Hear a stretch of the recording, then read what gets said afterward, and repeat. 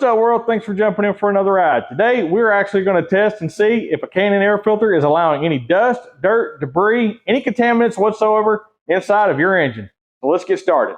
The subject of K&N air filters allowing any sort of dust, dirt, debris, contaminants, anything into an engine to be a pretty controversial topic. As we're in spring and heading into summer, a lot of times what Colin and I will do is we will do a big service on our truck, and we'll just kind of go over everything front to back as much as we can.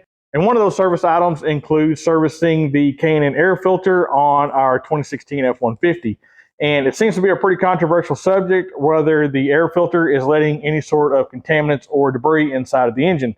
So whenever we decided that we were going to be doing a service on a truck, I knew that one of the service items would include cleaning, or as K&N calls it, recharging the air filter. And as you can see, this filter is pretty dirty, and I've actually got a couple of lights on this so that you can see just how dirty it is. You can see some dark spots where the air flows in through the intake box. You can see contaminants, debris, bugs, all kinds of stuff. You can see from the intake tube that it hasn't been messed with in any way. So what I thought I would do is, when I remove this filter, I'm actually going to look inside of the tube, any orifices, and we may even try to get all the way down to the throttle body and see if there is any sort of contaminants whatsoever, whether it's dust, dirt, oil residue off of the filter, whatever it may be. We're going to take a look inside and actually look for some real evidence if any contaminants are getting inside. So with that, let's go ahead and remove the filter and take a look. So normally what Colin and I will do when we're getting ready to do a big service on the truck like this is we will take it out to the driveway. We'll get an air wand. We'll blow out the bottom of things like the air box. We'll blow out the battery tray. We'll go ahead and start wiping everything down as much as we can. We'll do a lot of things like that. But for this, since we're going to be testing the air filter out and any contaminants coming in, I wanted this to be as straight off of the road as we absolutely could get it. So we haven't touched this. K&N has a large hose clamp around the base of it. So we're just going to use a 5/16 and get that loose. Okay, so we are going to take a look at this filter, and we can see from the inside of the filter that there is no excess oil residue. There's no oil residue on the end. There is no oil residue around the mating surface.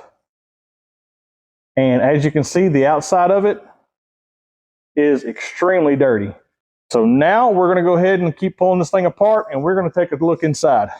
So all that I've done, I haven't touched anything else. I went ahead and disconnected our connections on the back side of the air intake, and I've gone ahead and loosened up our 2 hose clamps. So other than that, this thing is ready to come off. I haven't touched anything. So we're going to go ahead and pull this off.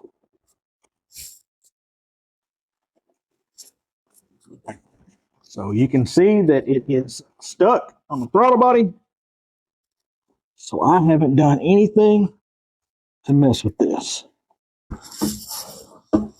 Okay, so on the end, you can see that there's a little bit of sealing grease that I've applied.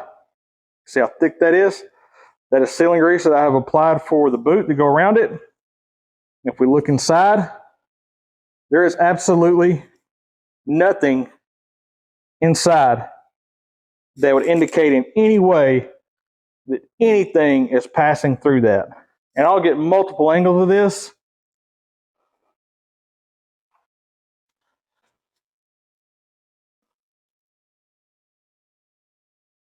So you can see that that is about as clean as you would want an intake to be. There it is with a light mounted camera. And you can see that nothing is in there as far as any sort of contaminants or heavy debris, anything of the sort. That is about as clean as you can ask for. So let's keep going. You can see on the inside is some sealing grease that I actually put on it. I'll wipe that out, reapply the sealing grease. So there's no oil residue from the filter, nothing like that on it. And now we're looking straight down inside the throttle body, and you can kind of see that there's the normal residue around it from the crankcase ventilation, but there is no dust, dirt, debris. There is absolutely nothing on the throttle body blades whatsoever. It's actually surprisingly clean. I'm like really surprised it's as clean as it is. For me personally, this answers any questions regarding K&N air filters allowing any sort of dust, dirt, debris, contaminants, anything like that into the intake system or into the motor.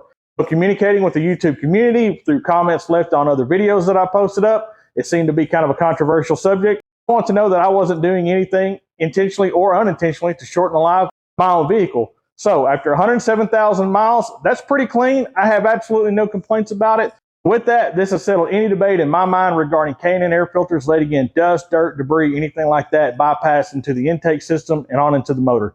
So I hope this video has helped you out. I hope you got some good information out of it, and I hope it helps you make a decision. And as we all know, modifying vehicles is always a personal choice with what you may like, what you may dislike. So if this video has helped you out, or if you just enjoyed hanging out in the shop with me, please do me a favor, hit the thumbs up and hit the subscribe. And as always, jump in for another ride.